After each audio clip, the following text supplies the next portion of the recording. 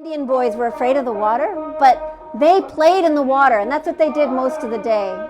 And this is where Pandit Shivdut would come in the morning to meditate.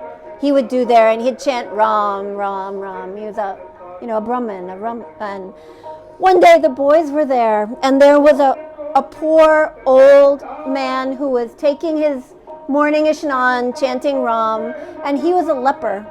He was in very bad shape. So the boys all got together and started going around him, splashing water, chanting Ram, Ram, Ram, and they held their hands and they kind of swooshed all around him, and he's shoving them away. He's, I'm doing my puja, and he was so upset, and you can imagine these mischievous young ones chanting Ram, splashing water on him, and he's pushing them away, and he falls into the water, and then the boys all run away. And when he comes up out of the water, his leprosy is cured.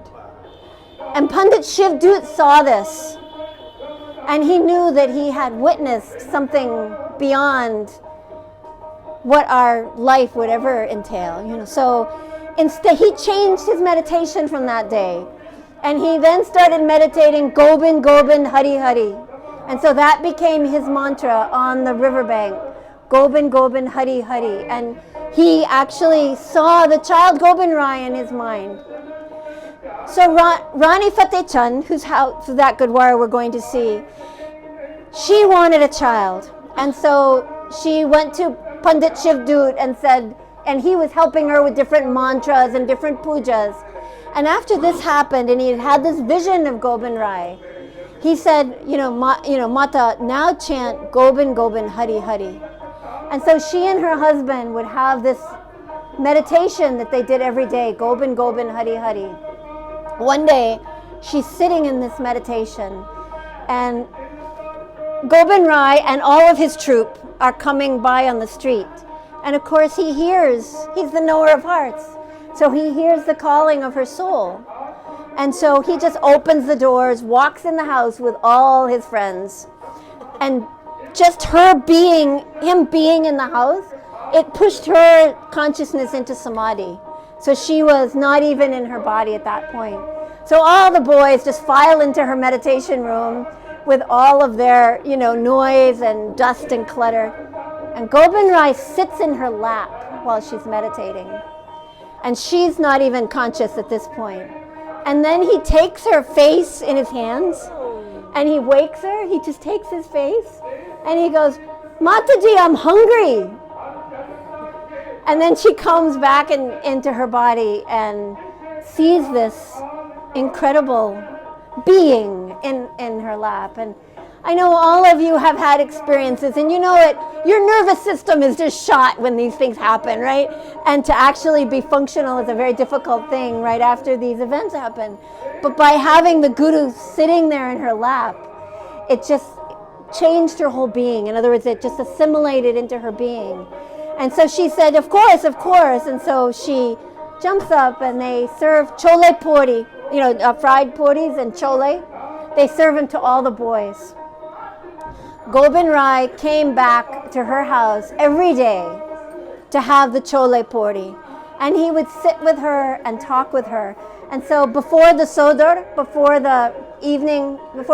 talk, the evening time, where the Reras and prayers were done, he would come to her house before going home, and they would have chole puri there.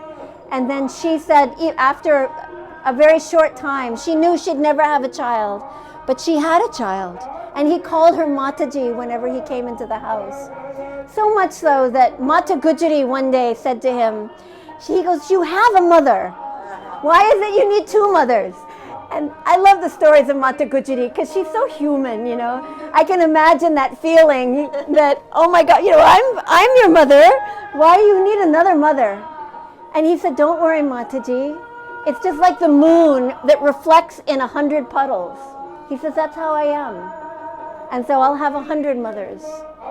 And so, she was like that. And so that was his beloved, was Rani Fateh Chand.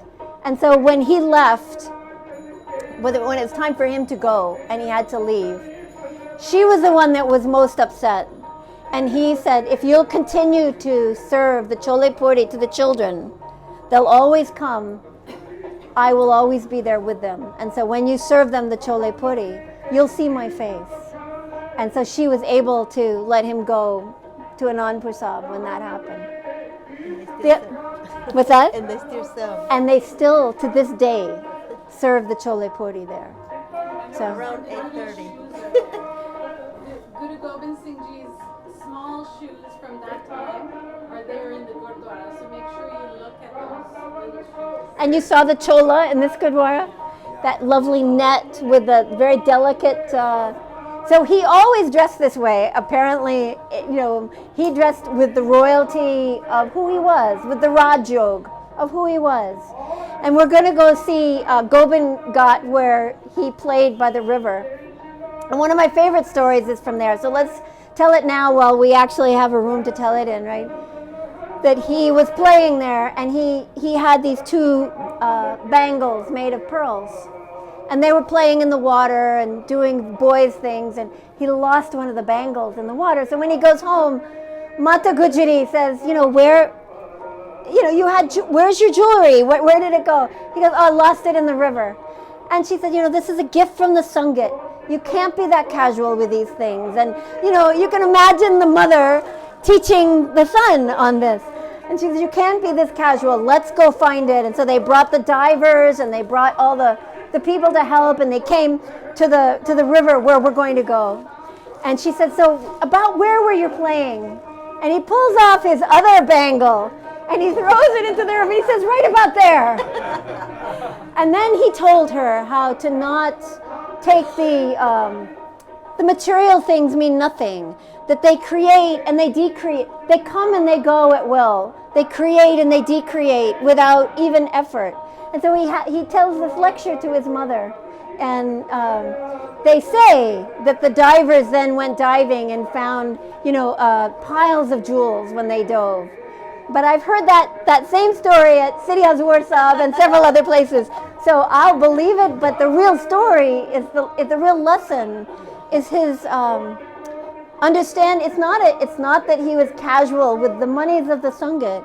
It's just that it comes and goes by God's will. And that was his lesson to his mother, one of so many. And so those are the three places that we're going to go to. So you can feel that lightness and that sweetness and that joy.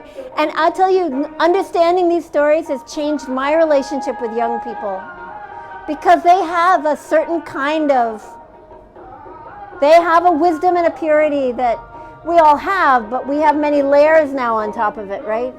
And they don't have so many. So if you listen to their wisdom, you can really find a lot of it there. And I think Guru Gobind Singh taught us that.